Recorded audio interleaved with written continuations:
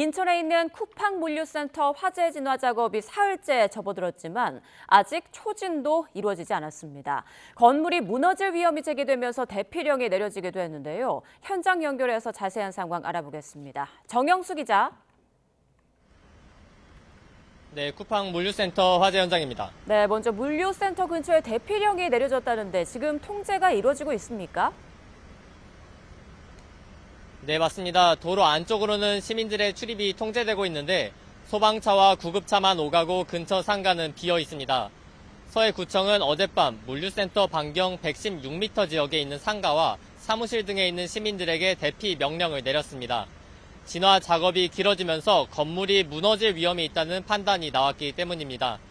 또 화재로 인한 연기가 뿜어져 나오는 등 주변 피해가 계속되자 구청은 오늘 하루 근처 어린이집 31곳에 휴교를 권고했습니다. 화재 현장 근처에 있는 초등학교 한 곳도 오늘 하루 휴교를 하기로 결정했습니다. 네, 지금 건물 내부가 사흘째 불타고 있는 셈인데 건물 온도도 굉장히 높은 것으로 확인됐다고요? 네, 저희가 열화상 카메라로 찍은 영상을 확보했습니다. 어젯밤 10시쯤 촬영한 영상인데 노란색으로 보이는 곳은 100도 안팎이고 붉은색으로 표시된 곳은 최대 200도에서 300도에 달합니다. 물을 뿌린 뒤에도 높은 열기가 남아있는 것을 확인할 수 있습니다. 이렇게 온도가 높고 연기까지 많기 때문에 소방대원들이 진입하기는 어려운 상황입니다. 게다가 높은 온도가 지속되면 콘크리트도 버티지 못하기 때문에 붕괴 위험은 커질 수밖에 없는 셈입니다. 네, 그런데 당초 어젯밤 11시쯤엔 초진이 가능할 거란 전망이 있지 않았습니까? 네, 그렇습니다. 소방당국은 브리핑에서 어젯밤 11시쯤에는 큰 불길을 잡을 수 있을 것으로 전망했습니다.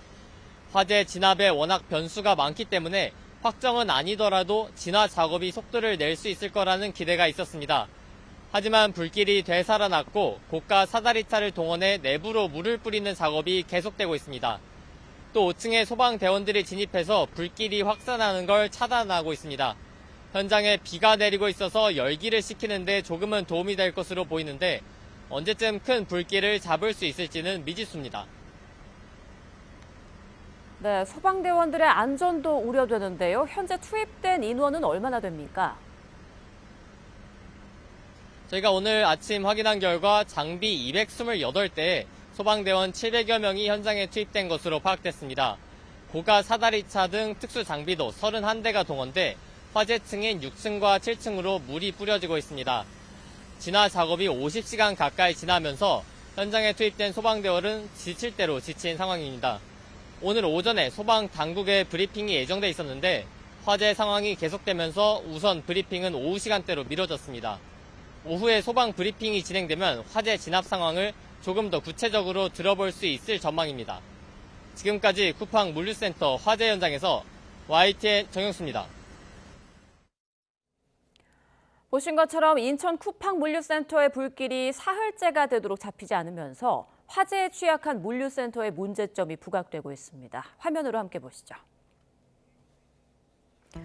네, 먼저 빠른 배송 경쟁이 치열해지면서 물류센터가 과밀 운영, 대형화된 게 하나의 문제점으로 꼽힙니다. 어제 기준으로 국토부 국가물류통합정보센터에 등록된 전국의 물류창구는 모두 5,949개, 지난해 659개가 신규 등록됐고 올해 들어서도 381개 늘었는데요. 이번에 사고가 난 물류센터와 5년 전 이천 쿠팡 물류센터도 모두 면적 10,000제곱미터 이상의 초대형 물류센터입니다. 또 물류센터의 특성상 공간 활용을 위해 상품을 1,000장 가까이 쌓아두는 게 일반적이다 보니 한 번 불이 나면 불길이 빠르고 크게 번지는데요. 일각에선 인천 쿠팡 물류센터의 메자닌 구조, 즉 층고가 높은 한 층 안에 철제 선반 등을 여러 단으로 설치해 목층처럼 사용하는 방식이 화재를 키웠다고 지적하고 있습니다. 여기에 최근 물류센터가 고도화되면서 전기로 인한 화재 우려도 커졌습니다. 컨베이어 벨트와 상품 분류기, 운반 로봇, 충전시설 등 많은 전기 설비가 쉬지 않고 종일 작동하는데 이 같은 설비나 전선의 배치는 운영 과정에서 자주 바뀌지만 소방시설은 건물을 지을 당시의 기준으로 설치돼 진화의 효율성이 떨어질 수 있다는 지적이 나옵니다. 그런 대공간이 돼 있고 거기에 또 적층 구조로 물건들을 쌓아놓으니까 네. 우리가 택배로 받는 그런 간단하게 박스나 비닐로 포장된 것들이 있잖아요. 그런 게 수십만 개, 수백만 개가 안에 있는 상태니까요. 매우 위험한 상태고 건물이 수십 배수가 이렇게 커진 상태에서 예. 소방대 분들의 진압 장비와 진압력은 매우 미미할 수밖에 없습니다. 그리고 이런 특수하고 대형 화재의 대응은 전 세계적으로도 마찬가지고 우리나라도 마찬가지고.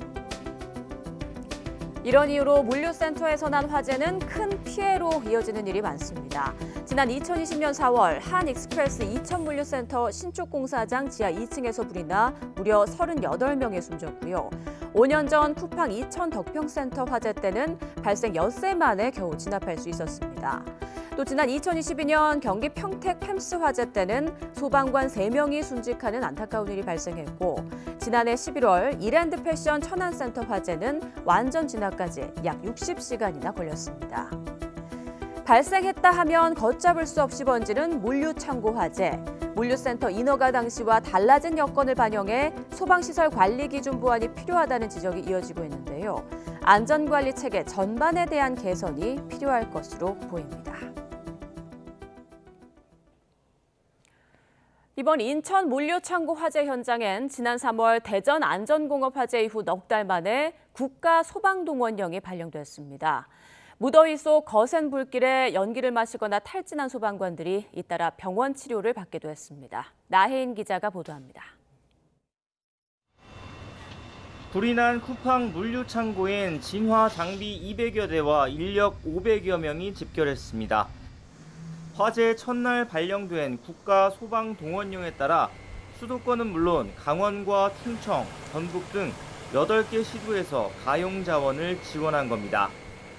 전국 단위 소방동원령이 발령된 건 지난 3월 대전 자동차 부품 공장 안전공업에서 난 대형 화재 이후 넉 달 만입니다. 물류창고 화재가 나면 항상 대형화되는 이유가 그 내부 구조가 굉장히 복잡하게 돼 있습니다.